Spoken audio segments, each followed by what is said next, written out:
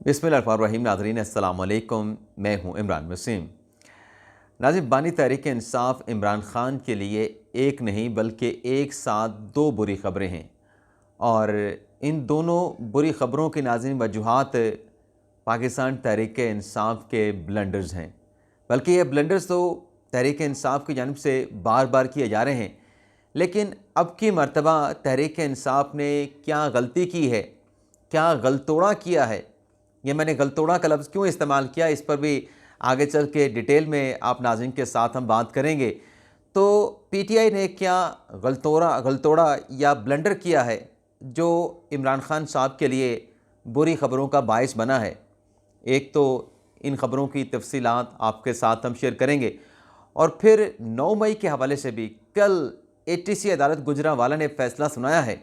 अब फ़ैसला तो आ गया, 51 मुल्ज़मान को 5-5 साल की सज़ाएँ सुना दी गई, लेकिन वो लोग जिन्हें मिलिट्री कस्टडी में लिया गया, जिनका ट्रायल फ़ौजी अदालतों में करने का फ़ैसला किया गया, उनसे मुतल्लिक़ भी एक अहम ख़बर कि जो उनके ख़िलाफ़ एफ़आईआर दर्ज हुई थी 103 लोगों के ख़िलाफ़ या 105 लोगों के ख़िलाफ़, उन पे क्या ऑफेंसेस लग चुके हैं, उनकी सज़ा कितनी बनती है, और उनका मवाजना अगर हम गुजरांवाला के जो मुल्ज़मान हैं 51 जिन्हें 5-5 साल की सज़ाएँ सुनाई गई हैं, तो मवाजना करें तो नतीजा क्या निकलता है।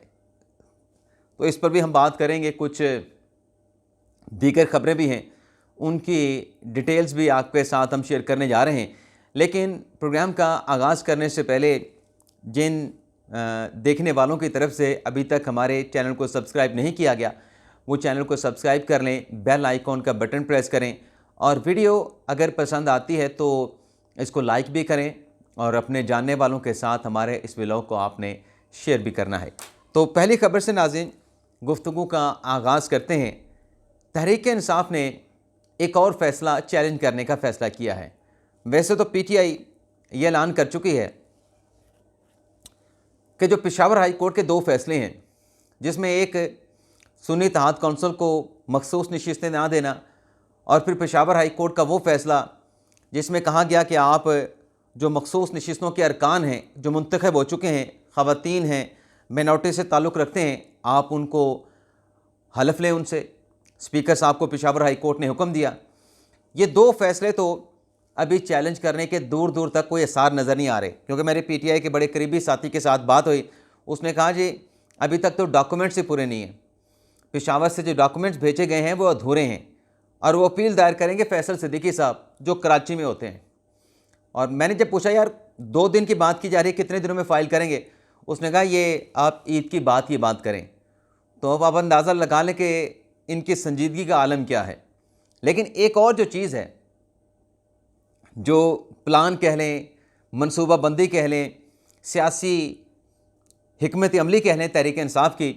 अब तहरीक इंसाफ की हिकमत अमली आपको पता है कि उसमें अगर नेगेटिविटी ना हो तो फिर वो पीटीआई की हिकमत अमली क्या हुई, पीटीआई का प्लान क्या हुआ, पीटीआई का मंसूबा फिर कैसे हुआ, उसमें अगर आपको नेगेटिविटी का शायबा ना हो। तो फैसला ये किया गया है कि जो सेनेट के इलेक्शन के हवाले से इलेक्शन कमीशन ने फैसला दिया कि उन मखसूस अरकान से आप हलफ लें। अगर स्पीकर साहब ने हलफ नहीं लिया तो फिर सेनेट केपीके का इलेक्शन नहीं होगा। तो अब तहरीक इंसाफ ने इलेक्शन कमीशन का फैसला फौरी तौर पे पेशावर हाई कोर्ट चैलेंज करने का फैसला किया है। यानी वो पेशावर हाई कोर्ट वाले फैसले तो सुप्रीम कोर्ट में जब चैलेंज होंगे होते रहेंगे, लेकिन ये फैसला इलेक्शन कमीशन का फौरी तौर पे पेशावर हाई कोर्ट में हमने चैलेंज करना है, ताकि सेनेट का इलेक्शन रुक सके, ताकि सेनेट का इलेक्शन हो सके, वो रुक ना सके। अब आप देख लें, अब इस अपील में कहा यह जाएगा, जिसमें अली अफरीदी साहब की बतौर वकील खिदमत हासिल की गई हैं, कि ये जो सेनेट के इलेक्शन को मशरूत किया गया है, इस तरीके से मशरूत करके सेनेट के इलेक्शन को इल्तवा में रखना गैर कानूनी है। अच्छा, इलेक्शन कमीशन का फैसला गैर कानूनी है कि अगर आप सेनेट के अरकान से, अपना केपी असम्बली के अरकान से हलफ नहीं लेते तो सेनेट का इलेक्शन नहीं होगा, तो ये फैसला तो गैर कानूनी हो गया।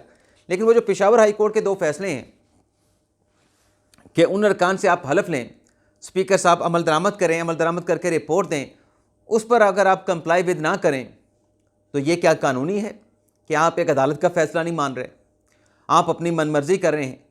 और इसलिए फ़ैसला नहीं मान रहे कि सेनेट की जो तमाम नशिस्तें हैं KPK की वो बाकी लोगों को ना मिल पाएँ। भाई आपका अगर राइट है, जो आज़म सवाती साहब पेशावर हाई कोर्ट में उन्होंने ये जो दरख्वास्त दायर की है, जो इलेक्शन कमीशन का फैसला चैलेंज कर दिया गया है, फैसला भी हुआ, चैलेंज भी कर दिया गया है, तो आपका तो राइट है सेनेट का इलेक्शन लड़ने का। लेकिन वो जो 20-25 लोग जितने भी हैं जो मखसूस नशिस्तों पे इलेक्ट होकर बैठे हैं, सेलेक्ट होकर बैठे हैं, उनका राइट नहीं कि उनसे हलफ लिया जाए। वो भी सेनेट के इलेक्शन में अपना जो राइट ऑफ वोट है उसको एक्सरसाइज करें। आपका वोट ज़्यादा मुकद्दस तो नहीं, उन मखसूस अरकान का भी वोट उतना ही मुकद्दस है, उतनी उनकी वैल्यू है जितने आपके वोट की है।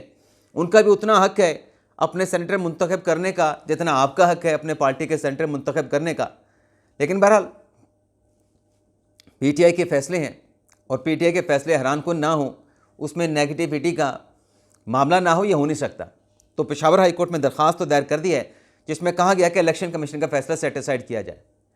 तो देखते हैं पीर के रोज़ इस दरख्वास्त पे क्या होता है। इसके अलावा नाज़रीन, ये जो इलेक्शन कमीशन का मामला हुआ, अपना इंक्वायरी कमीशन का 6 जज साहबान के ख़त के मामले पर, अब इसके ऊपर बहुत ज़्यादा बातें की जा रही हैं, लेकिन तहरीक इंसाफ अब की मरतबा एक मरतबा फिर ब्लंडर कर रही है। एक चीज़ तहरीक इंसाफ को मिली थी इस जुडिशल कमीशन के क़याम के ज़रिए, जिसको PTI को कैश करवाना चाहिए था, लेकिन PTI उसको कैश नहीं करवा सकी। PTI उस मामले को अपने फ़ायदे में इस्तेमाल नहीं कर सके। अब देखें, जिलानी साहब को बना दिया गया है सिंगल रुकनी कमीशन का सरबराह, और सोशल मीडिया पे बात हो रही है कि 75 साल का साबिक जस्टिस जो है वो कैसे कमीशन का सरबराह बनेगा, कैसे कमीशन में बैठ के इंक्वायरी करेगा। हसास इदारों के ख़िलाफ़, ताकतवर इदारों के ख़िलाफ़ 6 जज साहबान की शिकायत है। तो 75 साल का एक शख्स कमीशन में बैठ के इतने छोटे से मैटर की अगर तहकीकात नहीं कर सकता, तो 72 साल का वो शख्स जो कि अडयाला जेल में बैठा है और अडयाला जेल में बैठ के एक ऐसा छोटा सा मुआहिदा करता है, मुल्की लेवल का वो लीडर है।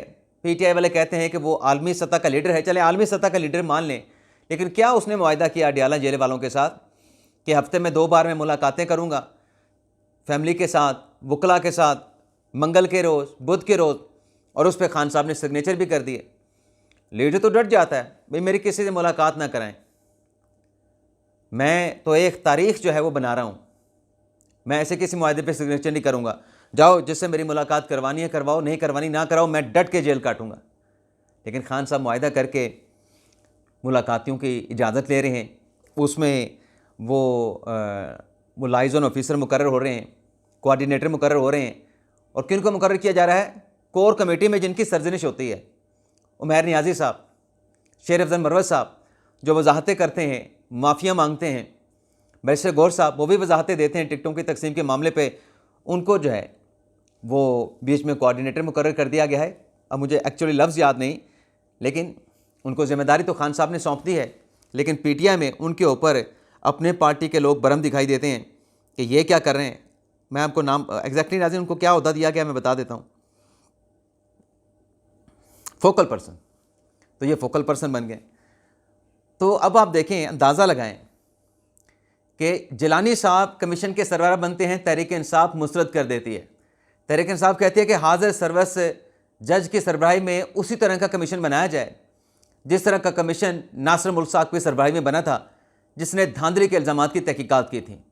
ओ भाई, अगर आपने हाजिर सर्वस जज का कमीशन बनाना है तो उसका रास्ता भी तो आप अडॉप्ट करें ना। उस रास्ते पे आप जाते नहीं, आप कहते हैं कि हमने नून लीग के साथ नहीं बैठना, हमने पीपल्स पार्टी के साथ नहीं बैठना, हमने दोनों सियासी जमातों के साथ बातचीत नहीं करनी, ये तो चोर डाकू लुटेरे हैं, घड़ियाँ आप बेच के खा गए, तोशा खाना आपने फ़रोख्त कर दिया, कोई एक तोहफ़ा आपने नहीं छोड़ा जो किसी ने आपको दिया आपने उसको बेचा ना हो, और चोर डाकू लुटेरे आप उनको कहते हैं। लेकिन कतई नज़र ये सारी आपकी सियासी बहस, चलो इसको इसमें ले जाते हैं। लेकिन अगर आपको वो कमीशन चाहिए जिसमें हाजिर सर्वस जज जो है बैठ के इन्वेस्टिगेशन करे, तो वो क्या रास्ता आपने 2014 में अडॉप्ट किया था। जहांगीर तरीन साहब आपकी पार्टी के सेक्रेटरी जनरल थे, दूसरी तरफ से वज़ीर ख़जाना इसाक डार साहब मुज़ाकराती टीम के सरबराह थे, आपके साथ बातचीत हुई थी, एक टेम्परेरी लॉ पास हुआ था, कानून बनाया गया था, रास्ता निकाला गया था कानून साजी करके, फिर वो कमीशन बना था। शायद तहरीक इंसाफ को भूल जाता है, जब पहले इसी पनामा के मामले पे नवाज शरीफ ने लेटर लिखा था, सुप्रीम कोर्ट ने वो लेटर वापस भिजवा दिया था, ये कहते हुए कि ये कमीशन नहीं बन सकता, यह कमीशन बना तो तहकीकात को मुकम्मल करने में सालों गुजर जाएंगे। आप कानून साजी करें। तो फिर मुज़ाकरात हुए थे तहरीक इंसाफ के, मुस्लिम नवाज़ के, और फिर वो कमीशन बना था, कानून बना था, उसके TORs बने थे, फिर सुप्रीम कोर्ट को ख़त लिखा गया था, फिर वो कमीशन बना था। अब आप कहते हैं कि सूखा सूखा कमीशन बन जाए, तो फिर बैठे उनके साथ टेबल पे बैठ के बात करें। इसका मतलब है कि आप तहकीकात नहीं करवाना चाहते, आप कमीशन बनवाना नहीं चाहते जब आप बैठ के मुज़ाकरात नहीं करना चाहते। तो तसद्दुक़ हुसैन जिलानी साहब जो खान साहब के बड़े पसंदीदा थे, खान साहब जिनका नाम 2018 के इलेक्शन में निगरान वज़ीर-ए-आज़म के तौर पे दे रहे थे कि ये शख्स जो है PTI इसको सपोर्ट करती है अगर इसका निगरान वज़ीर-ए-आज़म 2018 में बना दिया जाए और ये 2018 का इलेक्शन करवाए। आज क्या हुआ अचानक से? वही तसद्दुक़ हुसैन जिलानी है जो कि तीनों सियासी जमातों के, तहरीक इंसाफ के भी, नून लीग के भी और पाकिस्तान पीपल्स पार्टी के मुश्तरका वज़ारत उज़्मा के उम्मीदवार थे। आज आप कहते हैं नहीं, वो शख्स हमें निगरान वज़ीर-ए-आज़म के तौर पे तो कबूल था, लेकिन कमीशन के सरबराह के तौर पे कबूल नहीं। भैया आपका हक़ दावा क्या बनता है? वे कहते हैं लोकल स्टैंड आए। PTI का लोकल स्टैंड क्या है? जिन जज साहबान ने इल्ज़ाम लगाया है उनसे पूछे, या उन्होंने कोई प्रेस रिलीज जारी की कि हम इस कमीशन को नहीं मानते। उन्होंने तो कोई प्रेस रिलीज नहीं जारी की और वो मानेंगे इस कमीशन को। तो फिर आप ना 3 में ना 13 में बेगानी शादी में अब्दुल्ला दीवाने वाली बात है। और फिर तसद्दुक़ हुसैन जिलानी साहब जैसा अच्छी साख का हामिल जो शख्स है, जो कि जज रहा, जिसको सब लोगों ने सराहा, जिसको जेंटलमैन जज का नाम दिया गया, जिसके फैसलों को माना गया, जिसके फैसलों को सराहा गया, जिसकी जज्जी को सराहा गया, आप कहते हैं कि वो हमें काबिल कबूल नहीं। तो फिर आपको काबिल कबूल कौन है? फिर तो आपके लिए कोई भी काबिल कबूल नहीं होगा। फिर आप किसको काबिल कबूल करेंगे? और फिर वही बात मैं दूसरी बार भी दोहराऊंगा, भाई आपका हक़ दावा क्या बनता है? वो जज साहबान जिन्होंने ख़त लिखा 6 जज इस्लामाबाद हाई कोर्ट के, सुप्रीम जुडिशल काउंसिल को, सुप्रीम कोर्ट के चीफ जस्टिस को ख़त लिखते हैं, या तो आप कहते हैं कि आप उनके तर्जुमान बन गए हैं, आप उनके तर्जुमान बन गए हैं खुद साख्ता, या फिर उन्होंने आपको तर्जुमान डिक्लेयर कर दिया इसलिए आप मुस्तरद कर रहे हैं। भाई आपका तो ताल्लुक वास्ता नहीं, आप किस बिना के ऊपर मुस्तरद कर रहे हैं? Supreme court bar, Pakistan bar council सब इस कमीशन को एक्सेप्ट कर रहे हैं। आप कहते हैं हमें कमीशन एक्सेप्टेबल नहीं, काबिल कबूल नहीं। भाई आप हैं कौन कमीशन को मुस्तरद करने वाले? आपका ताल्लुक क्या बनता है इसके साथ? आपका कोई ताल्लुक बनता नहीं।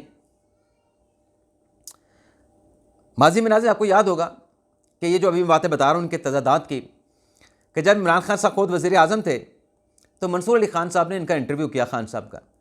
उसमें ये जो फ़ोन टेपिंग है इसकी बात हुई, तो खान साहब ने कहा कि ये तो कोई मसला नहीं फ़ोन टेपिंग का, ये तो होनी चाहिए, ये तो सिक्योरिटी का मामला है, मुल्क की सिक्योरिटी का मामला है, मुल्क के वज़ीर-ए-आज़म की सिक्योरिटी का मामला है, ये तो इदारे सिक्योरिटी के हवाले से इक़दाम उठाते हैं, तो मुझे क्या एतराज़ होगा? बेशक करते रहें।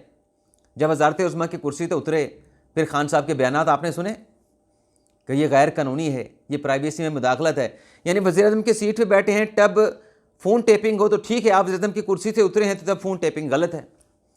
तो आप कौन सा लोगों को क्या बताना चाहते हैं कि आपको सिर्फ अपनी मर्ज़ी चाहिए, हालात के मुताबिक जो फ़ैसला आप करें बस वही फ़ैसला है, माजी में आपने क्या किया वो सब भूल जाएं।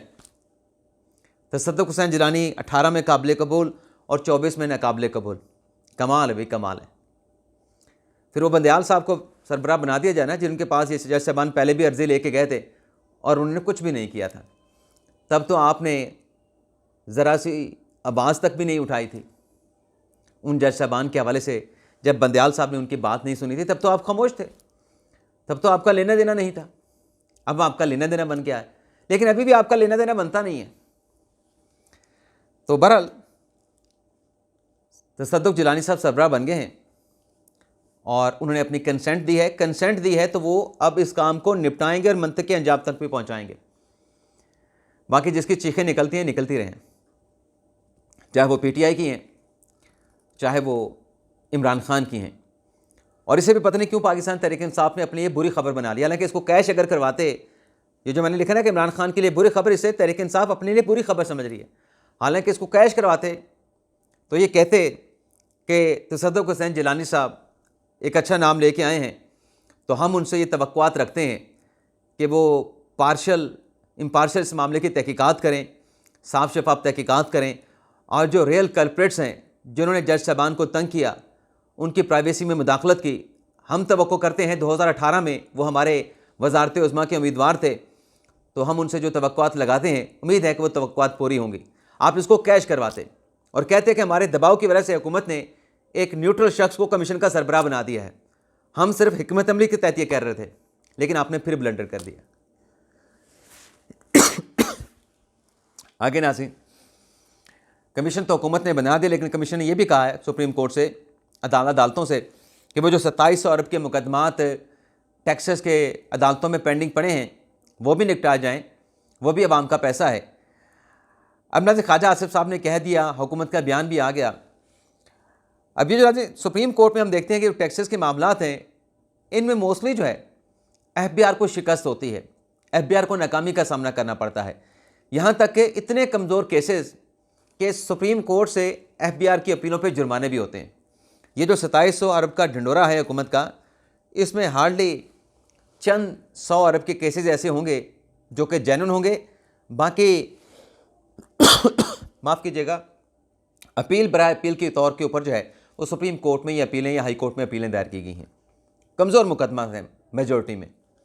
इसके अलावा नाज़रीन, 9 मई के हवाले से एक और बुरी खबर है कि ATC अदालत गुजरांवाला ने 51 मुजरमान को, जिन पर इल्ज़ाम था मिलिट्री इमलाक को निशाना बनाने का, जज निताशा नसीम सप्रा साहबा ने 51 के 51 मुलजमान को 5 साल की सज़ा सुना दी है। अब फैसले के ख़िलाफ़ इन मुलजमान के पास अपीलों का राइट तो है, लेकिन नाज़रीन ये पहला फ़ैसला है किसी इंसदाद दहशतगर्दी की अदालत का। अभी तो फ़ौजी अदालतों के फ़ैसले आने हैं। और आप नाज़रीन को बताते चलें नाज़रीन, जो लाहौर में कोर कमांडर के घर पे हमला करने वाले जो लोग थे, या उस तरह के सवेर अटैक में जो मुल्क भर में लोग इन्वॉल्व थे, जिनको गिरफ़्तार किया गया, 105 या 103 जो लोग थे जो मिलिट्री कस्टडी में हैं, जिनके बारे में कहा गया कि उनका ट्रायल फ़ौजी अदालतों में होगा, उन पे सेक्शन 6 और 7 लगा हुआ है। और सेक्शन 6 और 7 नाज़रीन ये है कि जिसमें या तो उम्र कैद की सज़ा है या फिर कोटल है, यानी या तो आपकी बरियत होगी या फिर आप उम्र कैद के लिए जेल में जाएंगे। लेकिन नाज़रीन, इस फैसले से नज़र आया है कि रियासत 9 मई के मुल्ज़मान को ना माफ़ करने के लिए तैयार है, ना 9 मई के वाक़यात को भूलने के लिए तैयार है। देखते हैं फर्दर क्या होता है। इसके अलावा नाज़रीन, बैरिस्टर गौहर साहब, उनके हवाले से भी बड़ी अहम खबर है। वो नाज़रीन ये है कि जमात इस्लामी ने अंदर के जो मुज़ाकरात चल रहे थे कि तहरीक इंसाफ जमात इस्लामी के साथ इत्तेहाद करेगी और तहरीक इंसाफ के आज़ाद अरकान जमात इस्लामी में शामिल होंगे, ये तमाम मुज़ाकरात नाकाम होने की ज़िम्मेदारी जो है जमात इस्लामी ने बैरिस्टर गौहर साहब पे डाल दी है। उन्हें कहा कि हमें इंगेज करते थे, हमसे वक्त लेते थे, मुलाकात पे नहीं आते थे, पीछे हट जाते थे, और हमने गैर मशरूत तहरीक इंसाफ के आज़ाद अरकान की हमायत का ऐलान किया था, लेकिन बाद में हमें KPK तक महदूद कर दिया गया। तो मुज़ाकरात की नाकामी में जमात इस्लामी का कहना है कि बैरिस्टर गौहर साहब जो हैं वो ज़िम्मेदार हैं। एक और अहम खबर है नाज़रीन, राना सनाउल्लाह साहब को पंजाब में बड़ी ज़िम्मेदारी मिलने का इम्कान जाहिर किया जा रहा है और बताया जा रहा है कि जो सेनेट का इलेक्शन होना है उसके बाद पंजाब की जो काबीना है उसमें तौसीक़ की जाएगी और राना साहब को उस काबीना में अहम ज़िम्मेदारी मरियम नवाज़ साहबा की तरफ से दी जाएगी। तो इसके अलावा नाज़रीन, पाकिस्तान बार कौंसिल ने ये जो कमीशन बना है जिससे तसद्दुक़ हुसैन जिलानी साहब की सरबराही में, और सुप्रीम कोर्ट बार एसोसिएशन ने इस कमीशन को वेलकम किया है और जस्टिस तसद्दुक़ हुसैन जिलानी साहब के नाम पे, साबिक़ चीफ जस्टिस हैं, उनके नाम पर एतमाद का इज़हार किया है और उम्मीद ज़ाहिर की है कि ये कमीशन जो इल्ज़ामात लगाए गए हैं उनकी साफ शफाफ अंदाज में तहकीकात करके अपनी फाइंडिंग देगा। इजाज़त चाहते हैं नाज़रीन, अल्लाह हाफ़िज़।